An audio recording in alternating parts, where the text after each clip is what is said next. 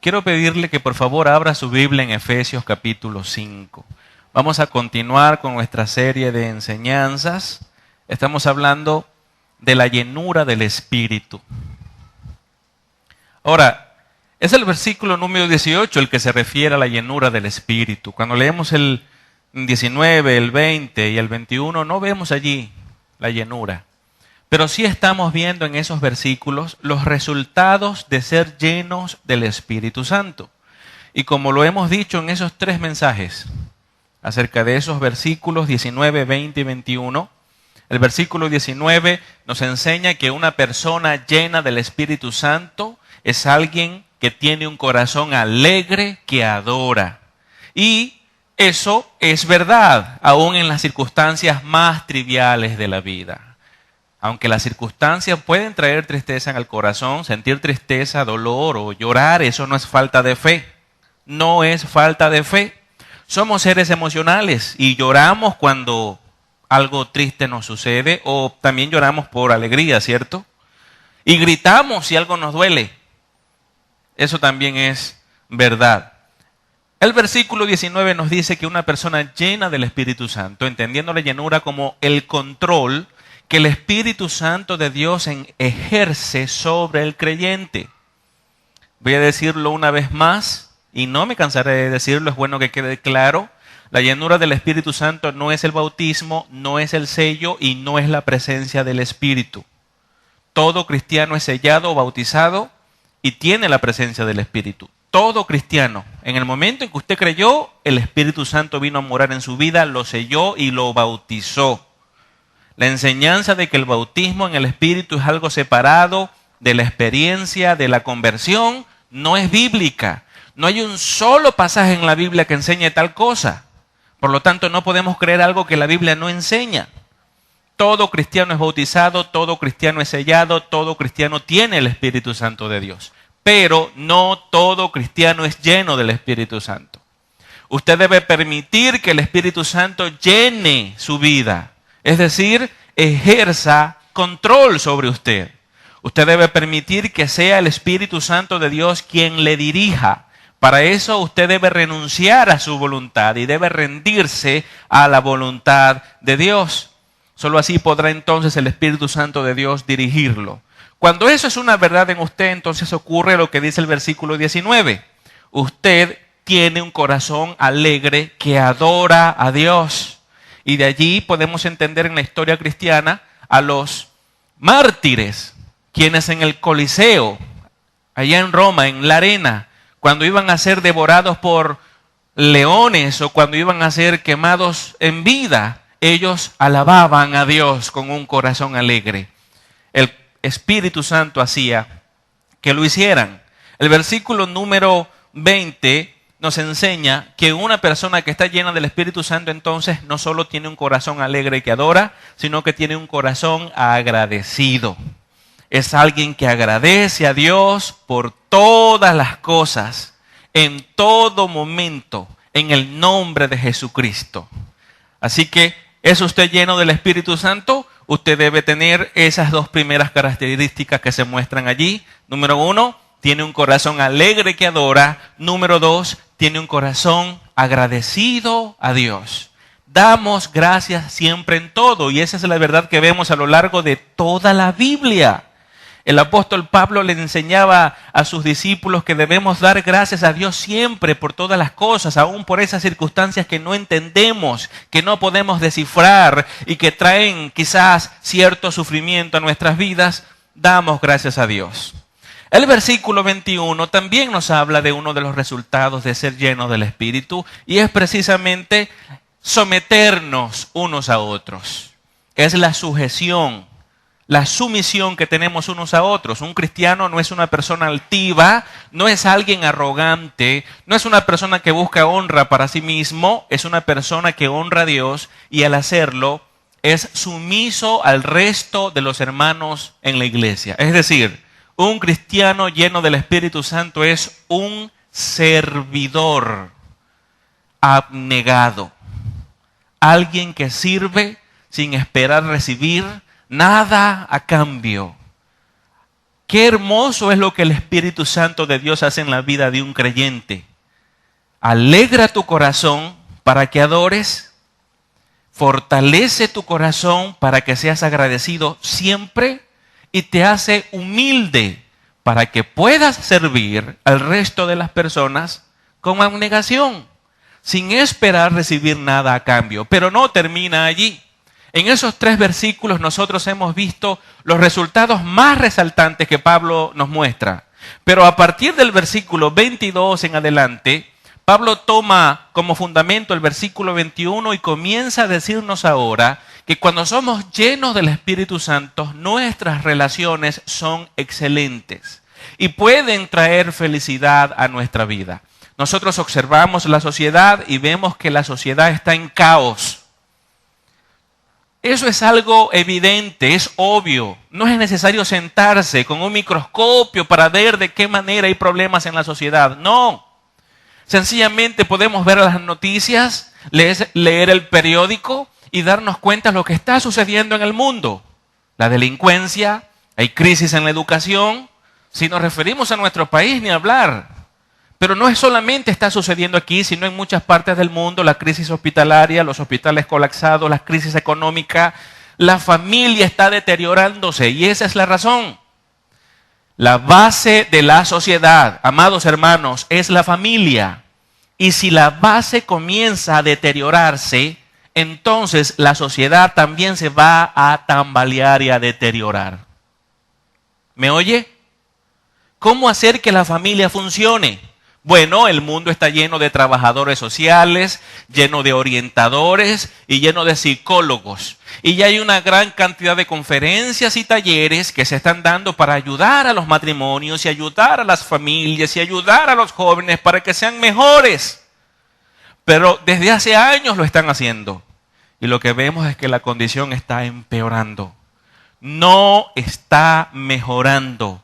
La sociedad se está deteriorando porque la familia, que es la base, está en crisis. Ahora, avancemos un poco más allá. Ya no miremos a la sociedad porque encontramos la razón. Vamos a la familia. ¿Por qué la familia está en crisis? Comenzamos a ver a jóvenes desobedientes, rebeldes, que quieren llegar a su casa a la hora que mejor les parece, que no respetan a sus padres. Comenzamos a ver jóvenes practicando relaciones sexuales antes del matrimonio y algunos con personas del mismo sexo. Comenzamos a ver a jóvenes en las drogas. Comenzamos a ver a jóvenes que no tienen ningún interés por tener buenas calificaciones en la universidad. Y para nadie es un secreto que si vas, por ejemplo, a la Universidad del Zulia, eso es un caos moral en el que se encuentra esa universidad. No solo esa, hay muchas, pero tome esa como ejemplo. ¿Qué está pasando en la familia? Las personas tardan más en casarse que en divorciarse. Ahora miremos las estadísticas del divorcio. Hace años atrás, el divorcio, en comparación del divorcio de las personas cristianas con el mundo, era de un 2% a un 80%. El 80% de los matrimonios de personas incrédulas se divorciaban y el 2% de personas cristianas se divorciaban. Ahora vamos a la actualidad. En el mundo tenemos un 90% de personas que se divorcian y en el pueblo cristiano tenemos un 90% de personas que se divorcian. Se igualaron las estadísticas. ¿Qué está sucediendo? ¿Sabe lo que está pasando? El pueblo cristiano, el peor error que ha cometido es hacer la Biblia a un lado. Hemos metido la psicología en la iglesia. Hemos metido a los orientadores en la iglesia. Y yo no digo que ellos nos puedan brindar ayuda.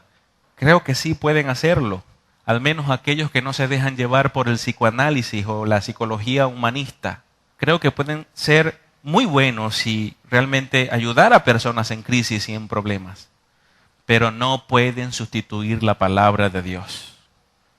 Y en la mayoría de las iglesias hoy, alrededor del mundo, no se está enseñando La palabra de Dios. Esa es la verdad.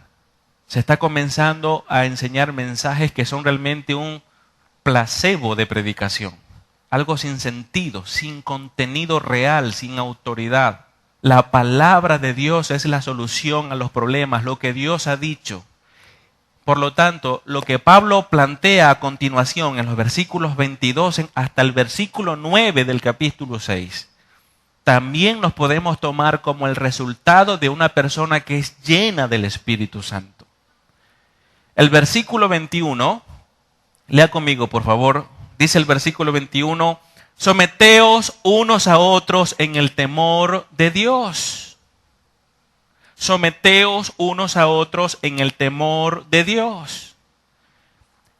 Es una oración de transición. Es un resultado de la llenura del Espíritu, pero también es una oración de transición. La usa Pablo para conectarnos con el versículo 18, donde nos habla de la llenura. Pablo está diciendo, alguien que es lleno del Espíritu Santo se somete a otros, es sumiso, es humilde, es un colaborador innato, es alguien que quiere ayudar. Pero luego él pasa a los otros versículos diciendo que esa actitud del versículo 21, ese resultado de la llenura que se expresa en el versículo 21, debe expresarse en el resto de nuestras relaciones en la sociedad. Pero abarca en primer lugar a la familia. Entonces decíamos que tenemos una crisis social porque tenemos una crisis familiar. Pues ahora debemos ver que tenemos una crisis familiar porque tenemos crisis en el matrimonio. Así como la familia es el fundamento de la sociedad, el matrimonio es el fundamento de la familia. ¿Cuál es la mejor forma de enseñar a nuestros hijos a amar y a respetar? ¿Sabe cuál es? Que nuestros hijos vean que nosotros, sus padres, nos amamos y nos respetamos. Es la mejor forma, pero se comete el error en el matrimonio en donde cada quien dice, si él un día se quiere divorciar de mí, que se divorcie, mis hijos son primero. Error. Tus hijos no pueden ser primero. Tu esposo o tu esposa debe tener el primer lugar, porque amándolo a él, es que vas a enseñar a amar a tus hijos. Porque cuando tus hijos comiencen a ver el amor que hay entre papá y mamá, van a ser felices. Alguien dijo en una oportunidad, ¿quieres amar realmente a tus hijos? Y se estaba refiriendo a los hombres, claro. ¿Quieres amar realmente a tus hijos? Ama a la madre de ellos. La mejor manera de amar a tus hijos es que ames a tu cónyuge. La mejor manera de amar a tus hijos es que respetes a tu cónyuge, que luches por tu pareja. Esa es la mejor manera de amar a tus hijos, porque al hacerlo estás brindando un pilar firme al hogar que les estás dando a tus hijos, a la familia. No olvides, el pilar que sostiene a la familia es el matrimonio. Si el matrimonio se deteriora, la familia se viene abajo. ¿Me está oyendo? Descuidar mi relación matrimonial es descuidar a la familia por completo. No puedes olvidarte del pilar que lo sostiene todo, porque tú ves a tus hijos que están sobre el pilar en el cual has edificado en el momento en que te casaste. Pero comienzas a olvidarte y a socavar con malas actitudes y malos comportamientos y con egoísmo y pensando solo en ti, y entonces el pilar se deteriora y tus hijos que están aquí, cuando esto empieza a deteriorarse, esto va a comenzar a moverse, el fundamento sobre el que ellos están, y van a caer y van a sufrir. Cuando hay divorcio, las personas que más sufren en la familia son los hijos. Ah, no, pero es que la mujer también sufre mucho. Sí. Y el hombre también sufre mucho. Sí, pero los hijos sufren más. Alguien dirá, pastor, usted no sabe cuánto sufrí yo cuando me divorcié. Me imagino. Si tú sufriste tanto, imagínate cuánto sufrieron tus hijos.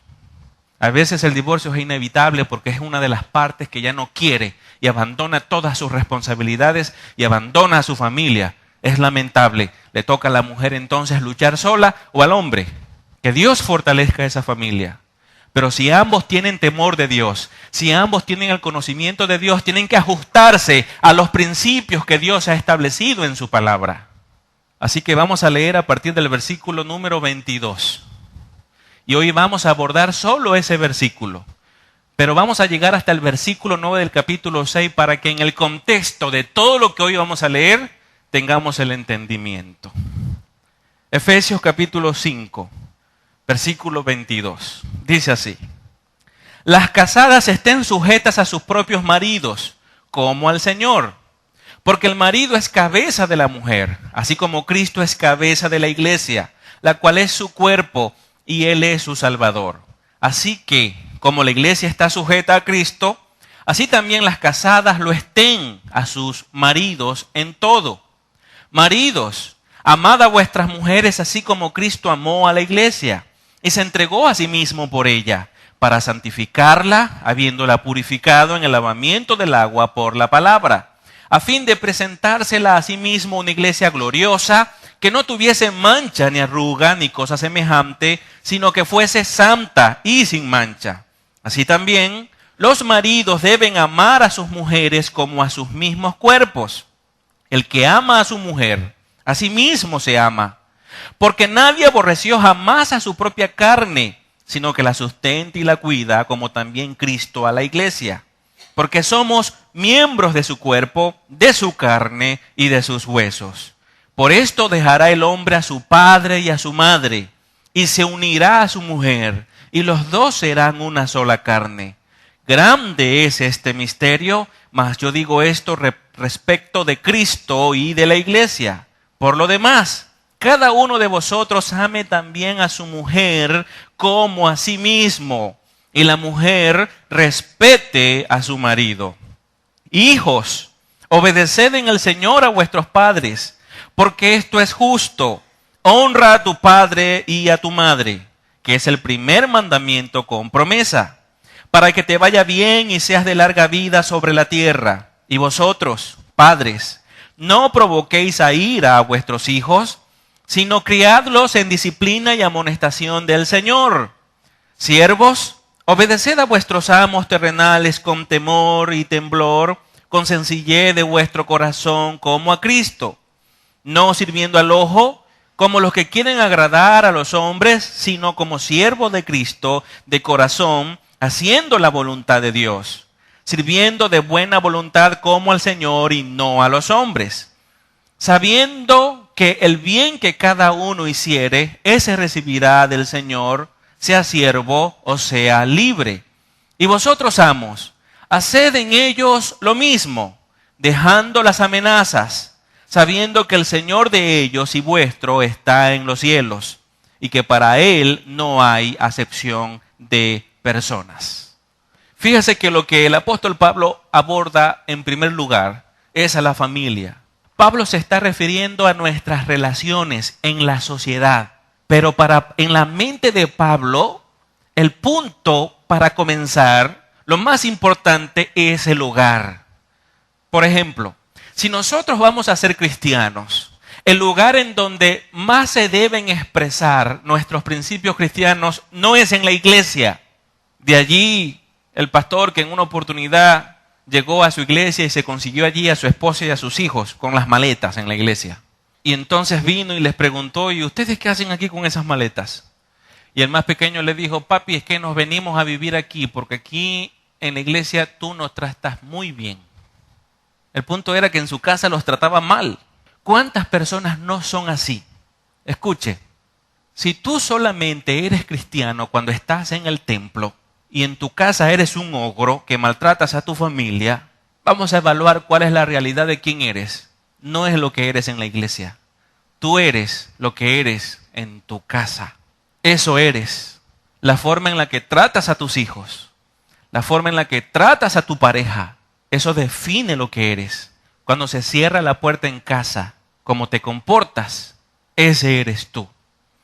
No ese trato que le das a tu esposa aquí en la iglesia o a tus hijos para que otros hermanos o el pastor crean que eres muy espiritual, que amas realmente a tu esposa y amas a tus hijos. No, el verdadero amor se expresa sin importar quién esté viendo.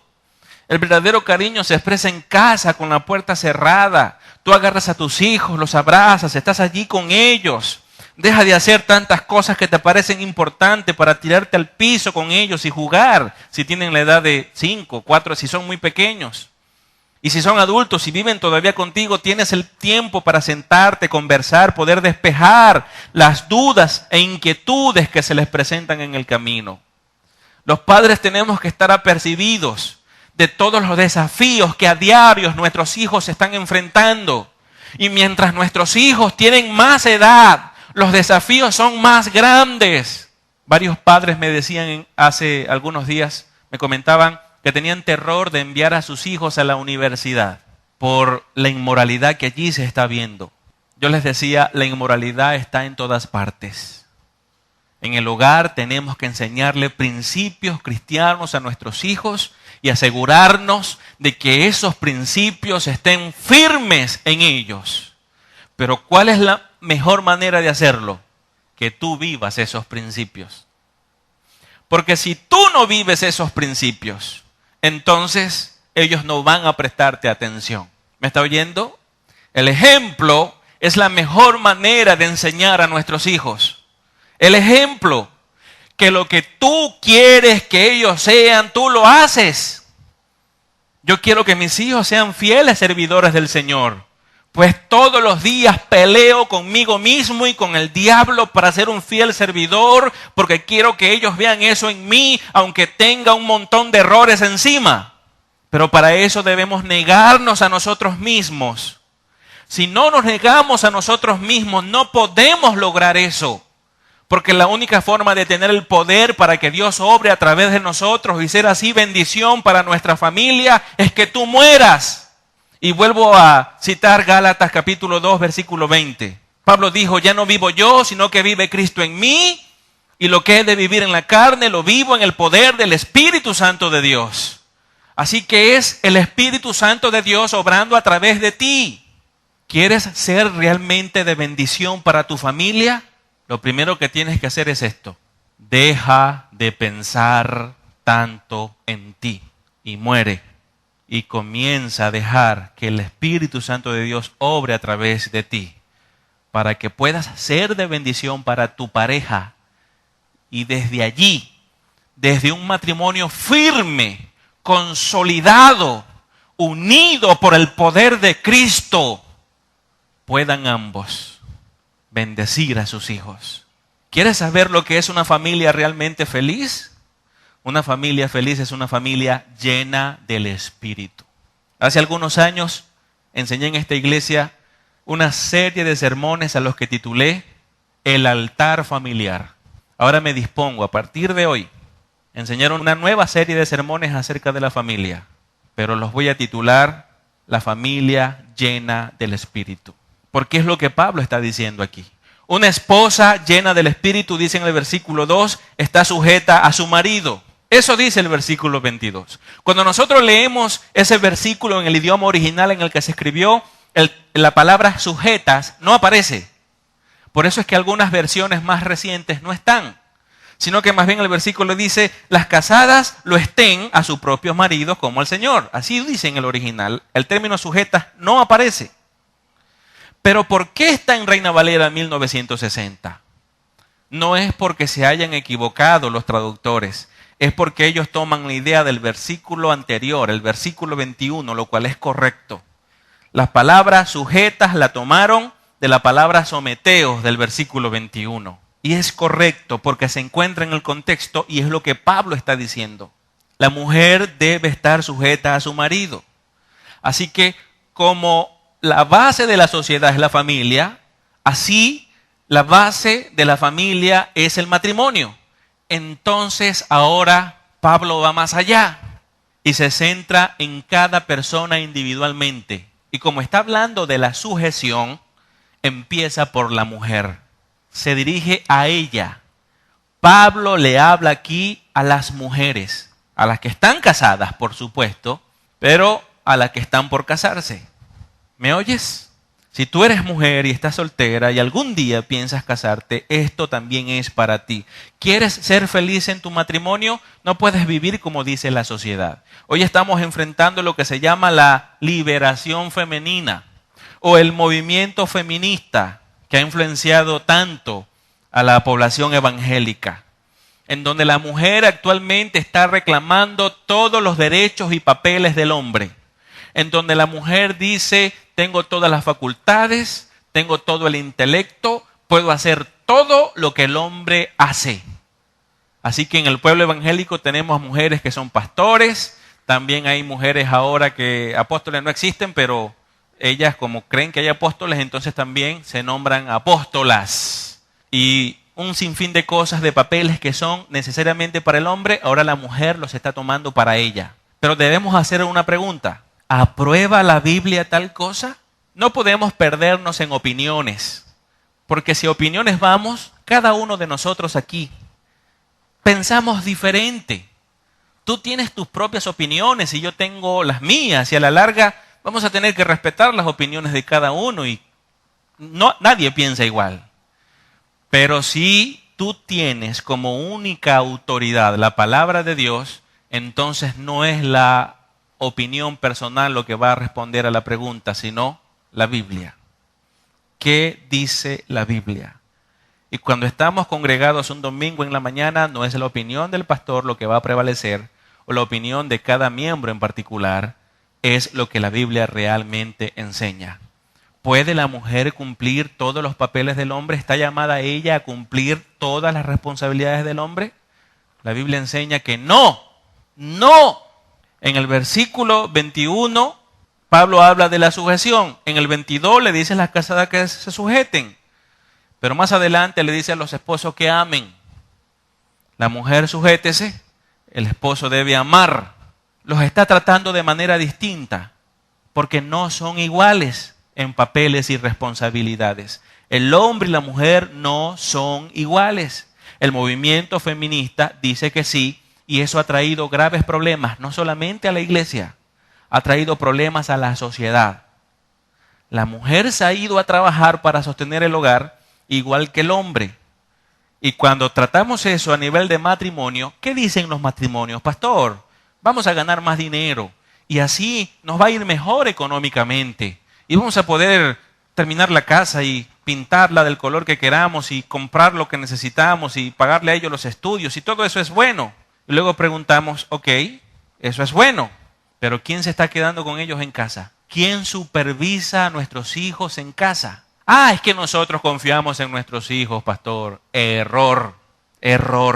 No puedes confiar en tus hijos a tal manera en que los dejes todo el día solos en casa, solo para encontrar la excusa perfecta de salir a trabajar. Evaluemos a las familias y te vas a dar cuenta que muchos hijos que se pierden en las drogas, muchos hijos que terminan en la homosexualidad, han sido de familias que papá y mamá no están en casa, porque ambos se fueron a trabajar. O de jóvenes que salen embarazadas a los 13, 14 o 15 años, porque no está mamá ni está papá en casa. El ideal bíblico es que papá se fue a trabajar, mamá se quedó en casa a cuidar a los hijos, a supervisarlos. Los psicólogos más equilibrados de la época reconocen que las familias de hace años atrás eran mucho más exitosas que las familias de hoy. El punto es que la mayoría no está de acuerdo con los psicólogos porque están muy influenciados por el posmodernismo, por esta época. ¿Me oye? Usted ve un programa en el televisor y están entrevistando a una mujer. Esa mujer, ella es esposa, ella es madre, es empresaria, también tiene un programa en la televisión, ella también tiene 4 programas de radio, pero todo lo hace a la perfección. Y entonces la entrevistan. ¿Cómo haces tú para ser esposa, madre, locutora y también tener un programa de televisión y ser empresaria? ¿Cómo haces? Y va al gimnasio también. Y entonces ella dice que sus hijos están muy bien atendidos y su esposo está muy bien atendido. Y he visto a varias mujeres que han entrevistado así. Y luego a los meses la bomba que estaba escondida explotó. Se divorció. Los hijos son unos desobedientes, uno es homosexual, porque no había atención a la familia. Pero esa es la mujer exitosa que el mundo le presenta a los que carecen de conocimiento bíblico y se dejan engañar. Y entonces las jóvenes hoy que van a la universidad tienen esa definición de mujer exitosa. Ah, la mujer exitosa, la que tiene 4 trabajos, más otras responsabilidades y va al gimnasio y el cuerpo esbelto y está casada y tiene hijos y todo funciona bien. Eso es mentira. Eso no es verdad. Si te casas vas a tener un esposo que te va a exigir tiempo. Y si tienes hijos, tus hijos van a exigir tiempo también. Y si no se los das, tú dices, no se los doy. Voy a buscar a una mujer que los cuide en casa y haga los oficios en el hogar. Y tú te estás comiendo el cuento de que ella va a cuidar a tus hijos como tú lo harías. No, pero es que es familia. Es un tío de ellos. ¿Sabes cuántos tíos han violado a sobrinos? Tú dices, eso en mi familia no pasa. Eso también pensaron padres que le violaron a sus hijos. ¿Sabía? Tenemos que estar muy pendientes de nuestra familia. Si queremos tener una familia, tenemos que cuidarla. Tenemos que dedicarle tiempo. Miren, alguien me preguntó en una oportunidad, pastor, ¿por qué yo veo que hay mujeres, familias que llevan a sus hijos desde pequeño a la iglesia y cuando los hijos crecen nunca van a la iglesia? Nunca más vuelven a la iglesia. Cuando tú estudias eso, es porque nunca vivieron el cristianismo en la casa, sino que vivieron una religión. No vivieron la verdad. ¿Me está oyendo? ¿Usted sabe lo necesario que es que papá y mamá agarren la Biblia y se sienten con el hijo? Se sienten a leer una historia de la Biblia. Claro, mi hija de 6 años no va a entender una exégesis que yo haga de un pasaje, la voy a dejar mirando a la luna. Pero yo puedo leer la historia de David o de Ruth. Ruth fue fiel y puedo llevarlo a su nivel. ¿Me oye? O el error que muchos padres hacen. Ay, no, me da pereza enseñar a mis hijos la Biblia. Que se le enseñen en la escuela dominical en la iglesia. Te libraste de esa responsabilidad, ¿verdad? No te libraste. Porque no es lo mismo lo que ellos están aprendiendo en la escuela dominical en la iglesia que lo que aprenden en casa con mamá y papá. La Biblia tiene que ser enseñada en el hogar. Claro, muchos no ven eso con mucha importancia, pero cuando ven el deterioro, y como pastor digo esto, los pastores nos sentimos llenos de tanta tristeza porque decimos esto una y otra vez y la mayoría de los creyentes lo reconocen cuando la familia se les vino abajo. ¡Qué tristeza! Cuando se desbarató el hogar, el pastor lo que estaba diciendo era cierto. Tantos años diciéndonos eso y no lo escuchamos. Sí, la sociedad exige. Sí, estamos viviendo tiempos difíciles y papá y mamá deben trabajar. Eso se puede entender. Pero tienen que ver cómo se las arreglan para que el hogar no se quede solo. Tendrán que ver cómo hace para no descuidar al esposo. Porque les aseguro que hay otras mujeres por allí que ya se le están ofreciendo. Y tú, hermano, ¿te acuerdas cuando eras novio de ella? Que apartabas todos los días un tiempo para sentarte con ella a hablar tonterías en el jardín de su casa. ¿Y te parecía que de 7 a 9 era como muy poquito que te daban los suegros? ¿Cómo vas a descuidar eso ahora en el matrimonio? Es cuando más lo tienes que hacer. Y no te creas que ya hay unos cuantos hombres por ahí también mirándola. Y qué bueno sería que fueses tan caballeroso. Qué bueno sería que cada mañana le lanzaras un piropo a tu esposa para que cuando ella vaya en la calle y algún hombre le suelte un piropo, como tú todos los días la estás piropeando, apenas le suelten el piropo, ella va a decir en su mente, eso me lo dijo mi amado en casa. Se va a acordar es de ti. Pero a los hombres casados se les olvida decirle cosas bonitas a su esposa. Claro, como ya la tienen segura, ¿verdad? Ya la encadené. No tiene para dónde agarrar. ¿Ya para qué le voy a decir cosas bonitas? ¿Qué cadenas? Ningunas cadenas. Bote esas cadenas y cúbralas de amor. Pablo dice allí que hay que amarlas. Amarlas. Eso es lo que Pablo está diciendo allí. Amarlas para que ella no la tengo encadenada. No, ella está libre. Ella está allí porque mi amor por ella la llena y quiere estar cada día en su vida llena de mi amor. Por lo tanto, se queda para que la ame. Que tu esposa no esté contigo por obligación, que esté contigo porque tiene la necesidad de ese amor que recibe cada día. Esos son los principios que Pablo está enseñando. ¿Cómo vamos a tener un matrimonio fortalecido si cada quien en el matrimonio piensa para sí? ¿Cómo vamos a tener un matrimonio fortalecido de ese modo? Mire cuando se van a casar. Tú le preguntas a una persona, ¿por qué te quieres casar? Porque quiero ser feliz. ¿No le parece que eso es egoísta? Se va a casar porque está pensando en él. ¿Eso es lo que enseña la Biblia acerca del matrimonio? Ahora, suponga que eso se lo preguntamos a la mujer. Ahora vamos al hombre. Soy pastor, he casado a muchas personas y me he entrevistado con muchos a punto de casarse y después de haberse casado. Y le estoy hablando de respuesta que yo mismo he escuchado. Le preguntamos eso a la novia, ¿verdad? Ahora vamos a donde el novio. ¿Por qué te quieres casar? Y responden lo mismo. Porque quiero ser feliz. Así que mire esto.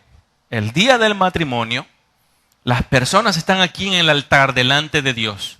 Y cada una está pensando en sí mismas. Él dice, quiero ser feliz. Y ella dice, quiero ser feliz. Ninguno de los dos piensan en Dios y tampoco piensan en el otro. Estamos preparando una bomba de tiempo para que explote cuando empiecen a vivir juntos. Porque cada uno está esperando recibir. Y entonces van a ese nuevo hogar y él dice, ella tiene que hacerme feliz porque me casé con ella. Así que los primeros días, como hay pasión, la pasión va a tapar un poco esas diferencias que hay. Hay pasión, hay deseo.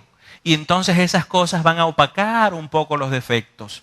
Pero cuando la pasión vaya menguando, cuando el deseo vaya menguando, los defectos van a ir aflorando, se van a ir manifestando. Y entonces las quejas van a comenzar a aparecer. Tú no eres la mujer con la que yo pensé que eras para tener yo que casarme. Hubiese preferido nunca casarme contigo. Mi más grande error fue casarme contigo, ya no te aguanto, mejor me voy donde mi mamá, ella cocina mejor que tú. Y entonces ella empieza a sacar a su papá. Mi papá no trataba así a mi mamá. Él sí era un caballero, no como tú que eres un animal. Y eso pasa en el matrimonio. Uno de los grandes problemas que se presentan también es vienen los dos a la oficina. Ella está llorando. Pastor, es que yo no siento que él me ama. Y entonces los miramos a él. ¿La amas? Pastor, claro que la amo. Yo no sé por qué se pone así. Escuchen, cuando indagamos nos damos cuenta que el hombre siente que la ama, pero no hace nada en absoluto para que ella pueda sentir que él realmente la ama. Él lo siente aquí, pero ahí se queda. De ahí no sale. Eso es un matrimonio que va rumbo al fracaso. Si no cambiamos, si no comenzamos a mirarnos a nosotros mismos primero y entender que la primera relación que debe funcionar es mi relación con Dios. Si tu relación con Dios está caminando bien, tu relación con todas las demás personas va a caminar bien. Y es a esto a donde yo estaba apuntando. En el versículo 18, Pablo está hablando de la llenura del Espíritu. Y de manera implícita, él está diciendo que una persona llena del Espíritu es alguien que Dios controla. Es alguien que se ha rendido a Dios, entiende que Dios es soberano, que Dios es perfecto y que todo lo que Dios hace es bueno en gran manera y puede darnos bendición. Cuando eso es una gran realidad, entonces el Espíritu Santo de Dios funciona a través de nosotros para que las relaciones que tenemos con quienes están a nuestro alrededor también funcionen, para que todo marche bien, camine bien. ¿Me está oyendo? Y entonces pasa a los demás versículos. Cuando llega a este versículo 22 dice, una mujer casada que es llena del Espíritu Santo se sujeta a su marido, lo respeta, lo ama, lo cuida, cumple con su papel de mujer. Y fíjese bien lo que sigue diciendo. Fíjese bien lo que sigue diciendo en los siguientes versículos. Porque el marido es cabeza de la mujer. ¿Por qué la mujer debe sujetarse a su marido? Porque él es su cabeza. ¿Quién estableció eso? Dios. Eso no significa que ella sea inferior que él o que ella valga menos que él. No. Delante de Dios como ser humano y en lo espiritual, ella vale lo mismo que él, tiene la misma posición, tiene igual importancia, pero sus responsabilidades y sus papeles son distintos. No se pueden igualar a los del hombre. Dios creó al hombre primero y le dio responsabilidades y le dio un papel definido para que él los desempeñe en su vida. Luego Dios creó a la mujer y al darle a la mujer la vida, la puso como la ayudante de él. ayuda idónea. Y para que sea la ayuda idónea, le delegó un papel diferente al del hombre. Ella es igual en importancia que él. Igual. No es inferior a él, está al mismo nivel. Pero su papel y sus responsabilidades son distintas. ¿Quién estableció eso? Dios. Y no nos vamos a parar delante de Dios y le vamos a decir: Dios, tú estás equivocado. Es la sociedad la que dice la verdad. La mujer puede hacer todo lo que el hombre hace. Cuando eso pasa, la mujer se ve obligada a abandonar su papel de mujer para asumir el papel del hombre y queda un vacío en la familia. Tenemos 2 hombres en la casa y los hijos no tienen una mujer, una madre que les brinde el calor que necesitan. Error. No abandonemos los papeles que Dios nos ha dado, hermanos. Llevemos a cabo los principios de Dios. Eso es lo que tenemos que hacer. Y quiero repetir una vez más, no estoy sugiriendo de ninguna manera que si tú estás trabajando, renuncies al trabajo y te quedes en casa. No. Lo que estoy diciendo es que tendrás que jugártelas todas para que tu trabajo no interfiera en el cuidado que tienes que tener a tu esposo y a tus hijos. Porque si eso está sucediendo, vas a enfrentar problemas en tu vida. Y lamentablemente tus hijos también recibirán el fruto de tus errores. Porque el marido es cabeza de la mujer, dice el versículo 23. Así como Cristo es cabeza de la iglesia, la cual es su cuerpo y Él es su Salvador. Esto es hermoso. Fíjese que Cristo es la cabeza de la iglesia, es decir, Él es autoridad sobre la iglesia. Por lo tanto, la iglesia se sujeta a Cristo. Pero dice que la iglesia viene a ser el cuerpo de Cristo y que Cristo salva a la iglesia. Lo que nos está diciendo Pablo es que la mujer se sujeta a la cabeza, que es su esposo, que él viene a ser el protector de ella. Él viene a ser una bendición que Dios usa para cubrirla a ella. Por lo tanto, se requiere del hombre que también sea lleno del Espíritu. Una mujer llena del Espíritu debe sujetarse a un hombre que debe ser lleno también del Espíritu. Eso tampoco significa que si tu esposo no es cristiano, no te vas a sujetar a él. Sí vas a sujetarte, porque Pedro en su carta también dice que las mujeres, al sujetarse a sus maridos que no son cristianos, pueden ganarlos a ellos para Cristo. En lugar de caer en el error de tantas mujeres que dicen, como mi esposo no es cristiano, entonces ¿será que lo abandono mejor y me libro de ese problema? En ningún momento el cristianismo enseña tal cosa. Más bien a sujetarnos unos a otros y a ser de ejemplo para un mundo que se la pasa todo el tiempo exigiendo sus derechos, pero ninguno piensa en sus deberes. ¿No hemos sido influenciados nosotros los cristianos por el mundo? Vaya a la librería. ¿Y qué va a encontrar? Biblia de promesas. ¿Y cuántos cristianos no compran la Biblia de promesas? Cuidado y no, ya tiene una usted. ¿Es mala la Biblia de promesas? No, no es mala. Pero yo me pregunto, ¿por qué no se compra una Biblia de responsabilidades? ¿Por qué no sacan una Biblia que habla Biblia de responsabilidades? En lugar de, o de deberes, en lugar de Biblia de promesas. Claro, porque estoy interesado en las promesas, porque son para mí, es todo lo bueno para mí. Pero qué bueno sería aprenderme esos versículos donde tengo que negarme a mí mismo para darme a otros. ¿Sabe algo? Mientras menos pienso en mí, pienso más en mi esposa es más feliz. Mientras mi esposa menos piensa en ella y más piensa en mí, yo soy más feliz. Pero si lo contrario sucede, entonces soy infeliz y ella es infeliz. Somos 2 personas en el matrimonio infelices. ¿Cómo un hogar puede ser feliz de ese modo? Pablo está diciendo, niéguese usted, deje de pensar tanto en usted, comience a pensar en su pareja. Al esposo le dice lo mismo. Comienza a amar a tu esposa, comienza a cuidarla. Versículo 25, maridos, amad a vuestras mujeres, así como Cristo amó a la iglesia y se entregó a sí mismo por ella. Y sigue diciendo, para santificarla, habiéndola purificado en el lavamiento del agua por la palabra, a fin de presentársela a sí mismo una iglesia gloriosa, que no tuviese mancha ni arruga, ni cosa semejante, sino que fuese santa y sin mancha. Le están diciendo al hombre que debe amar a su esposa. Y el amor de Cristo por la iglesia es la analogía que usa el apóstol Pablo. Es el patrón sobre el cual debe el esposo pararse para amar a su esposa. ¿Cómo debo amar a mi esposa, Señor? Así como Cristo ama a la iglesia. ¿Y cómo amó Cristo a la iglesia? Dio su vida por ella. Pero muchos esposos no dan ni el control del televisor. Y quieren tener un matrimonio feliz y quieren tener un hogar fuerte, estable, lleno de felicidad, pero son egoístas. El amor por nuestras mujeres tiene que ser sacrificado. ¿Cómo así, pastor? Te voy a explicar. Debe empezar de algo tan sencillo como esto. A la misma hora van a pasar el juego del Madrid contra el Barcelona, pero en otro canal van a pasar el programa que tu esposa siempre quiso ver. Y en la casa hay un solo televisor. Y no tienen un familiar cerca para irse a verlo en otra casa, el programa que ustedes quieran.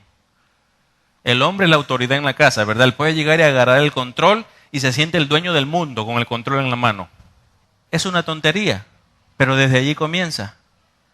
Te pierdes el juego para que tu esposa vea el programa y tú te vas a la cocina y haces las cotufas. Y estás demostrándole con esa tontería a tu esposa que la amas. Pero también se va a cosas mucho más grandes. Quizás has estado guardando dinero por años para comprarte el auto que siempre quisiste, pero tu esposa quiere cambiarle a la cocina la forma y hacerla, no sé, más hermosa, o colocar en la cocina una barra, algo que la haga ver más actual.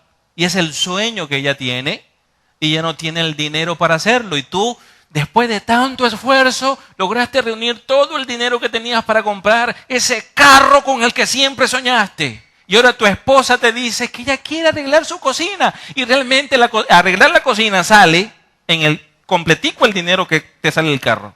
¿Qué vas a hacer? Como amas a tu esposa y como el mayor sueño en tu vida es ver ese brillo en sus ojos de felicidad. Porque qué hermoso es un hombre cuando uno mira a su esposa y ella lo mira a uno con esos ojos que brillan así. Mi príncipe, ¿verdad? Uno la ve feliz, alegre y uno en el corazón siente satisfacción porque la esposa está feliz. Pero el carro que yo soñé es una lucha interna. ¿Mi esposa o el carro? Pues amar a la esposa como Cristo amó a la iglesia requiere un amor sacrificial, un amor que es capaz de sacrificarse. Y entonces ese dinero que reuní para comprar aquel carro, lo tomo con mucho dolor en mi corazón, una lágrima que está temblando allí fuera del ojo, pero el amor es mucho más grande, y le digo a mi esposa, quizás está tartamudeando, ¿verdad? Busca el albañil. Y tenemos una esposa feliz.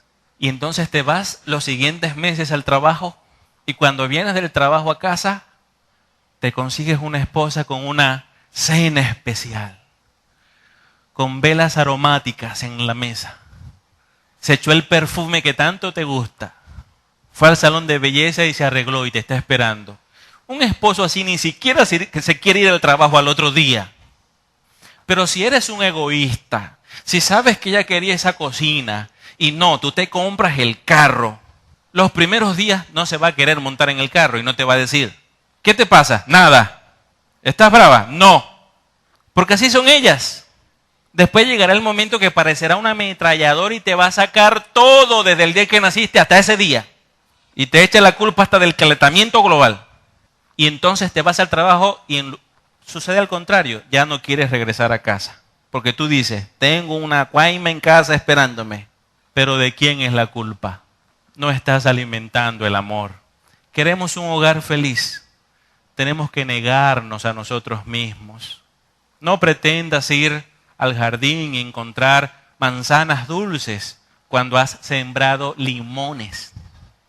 No pretendas eso, pues es lo que hacemos en la familia.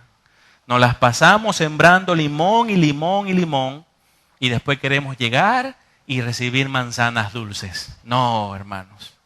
Vemos hijos que odian a sus padres. ¿Por qué los odian? Realmente no los odian. Si tú miras bien, si te sientas con ellos a hablar, te vas a dar cuenta que son hijos que tienen heridas en su corazón. Heridas, porque han sido maltratados por sus padres y tienen zanjas en el corazón porque tienen padres que son egoístas. que no les dedicaron tiempo, que no se sentaron con ellos, que no jugaron con ellos cuando eran niños, que crecieron y tuvieron necesidades, preguntas y sus padres nunca estuvieron allí, que en sus errores les decían, bruto, todo lo haces mal, pero nunca se sentaron para decirles las cosas buenas que hacen y felicitarlos y motivarlos a seguir adelante o señalarles el camino que debieron seguir.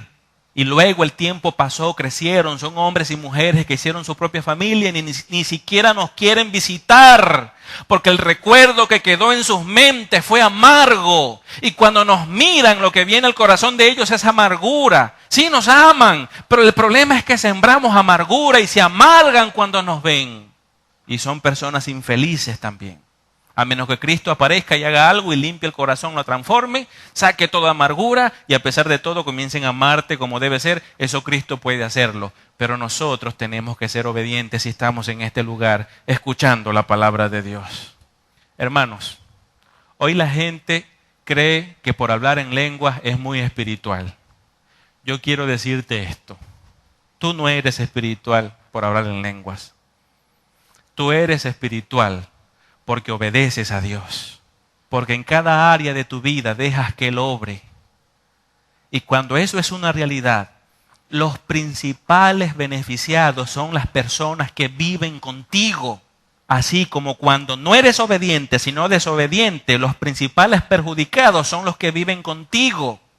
Ellos son los principales que van a recibir lo bueno o lo malo del fruto de tu conducta. Si tienes una esposa y tienes unos hijos, a partir de hoy, muere. Niégate a ti mismo. Y se lo digo también a las esposas. Si tienes a tu esposo en casa y tienes a tus hijos, hoy, muere. Comienza a sacrificar cosas en tu vida que le están robando espacio a tu familia. Comienza a sacrificarlas, aunque te agrade y te guste mucho. Será para el beneficio de tu hogar. Y cuando el tiempo pase, si así lo haces, vas a dar gracias a Dios porque verás frutos buenos en tu casa. Tus hijos van a crecer, tendrán sus propias familias y vendrán a tu casa a visitarte. Vendrán a mirarte, vendrán a verte porque fuiste un papá y fuiste una mamá que enseñaste amor porque ustedes dos se amaron. Fuiste un papá y una mamá que enseñaron respeto a sus hijos porque ustedes dos se respetaron. Fuiste un papá y una mamá que enseñó a sus hijos a darse a otros porque ustedes dos se negaron a sí mismos y empezaron a darse el uno al otro, a cuidarse el uno al otro. Y ellos aprendieron el principio cristiano por ustedes. Tendrán hijos llenos del Espíritu Santo en el futuro porque ustedes fueron un papá y una mamá que dejaron que Dios les llenara de su espíritu para ser de bendición. Pero si te conviertes en un egoísta, si comienzas a pensar solo en ti, o si te dejas llevar por lo material y descuidas lo espiritual, tu familia será un desastre y lo más seguro es que las familias de ellos en el futuro también lo serán. Escuchemos hoy la voz de Dios y dejemos que eso nos transforme. Hoy estoy dando solo una introducción al mensaje. Hoy no estoy predicando el pasaje. Solo es la introducción. Desde aquí vamos a partir al versículo 22 que vamos a ver la semana que viene, donde sí vamos a hacer un exégesis y entraremos a lo que nos dice la Biblia acerca de la mujer. Es probable que pare una fila de hombres aquí para que me protejan, porque hay más mujeres que hombres en este templo. Porque el domingo que viene vamos a hablar de la mujer. El papel bíblico de la mujer es el título del domingo que viene. Y voy a demostrar a la luz de la Biblia cuáles son las responsabilidades de la mujer como creación en la iglesia y en la familia. Y una vez que recibamos todos esos principios, yo espero en el Señor que las mujeres aquí reunidas los apliquen a sus hogares y comiencen a ver la bendición de Dios en sus vidas. Amén.